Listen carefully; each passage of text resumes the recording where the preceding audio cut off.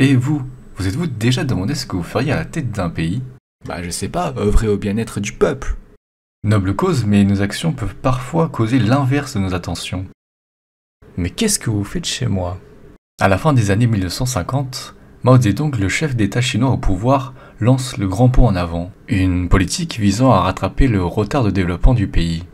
Parmi l'une des actions entreprises était notamment l'extermination de moineaux friqués, car ces derniers mangeaient les céréales des récoltes. Feu, soldats, tuons l'ennemi du peuple. Mais il se trouvait que ces mêmes moineaux ne mangeaient pas seulement les céréales, mais également une grande variété d'insectes, dont des criquets hautement nuisibles aux récoltes. Résultat, un grand désastre écologique responsable partiellement de la mort de 30 millions de personnes. Comme dit le dicton, l'enfer est pavé de bonnes intentions. Pourtant, cette situation aurait pu être potentiellement évitée grâce à des études scientifiques au préalable. À l'échelle d'un gouvernement, il est donc nécessaire pour certaines décisions politiques d'être appuyées par la science. Et l'une des sciences les plus visées lorsqu'on parle de bien-être est la science économique. Car le bien-être est intimement lié à l'allocation des ressources. À savoir que grâce à une bonne allocation des ressources, on améliorerait le bien-être. Oui, mais bon, est-ce que la politique économique vise vraiment le bien-être? Eh bien, historiquement, on peut dire que l'économie a principalement visé la croissance, à savoir produire davantage d'année en année et augmenter les stocks de capital. Cette pensée est héritée des économistes classiques tels qu'Adam Smith ou Jean-Baptiste Say. Mais très vite vient le problème de la répartition des richesses. C'est en partie pourquoi il y aura la montée de courants en opposition à l'économie classique, comme le communisme appuyé par la pensée de Karl Marx. Enfoncez la porte, camarades! Ensuite, on s'est rendu compte du problème des externalités, et en particulier des externalités dites négatives. Ce sont des effets causés par la production, mais sans être voulus, comme par exemple la pollution. L'air frais parisien.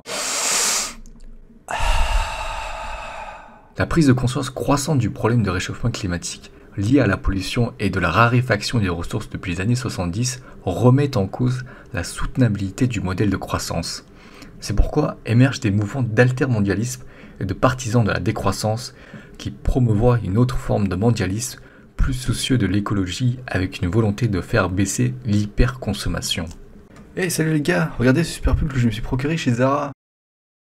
Je voulais plutôt dire dans une entreprise locale française, bien évidemment.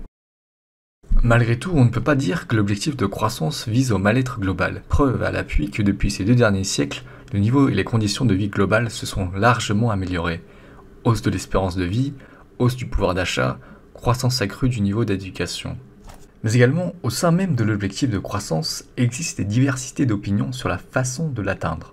Par exemple, dans l'économie keynésienne, l'augmentation du revenu des plus pauvres permet une hausse de la production plus importante que dans le cas où on augmenterait le revenu des plus riches, car les plus pauvres dépensent davantage de part de leurs revenus à la consommation.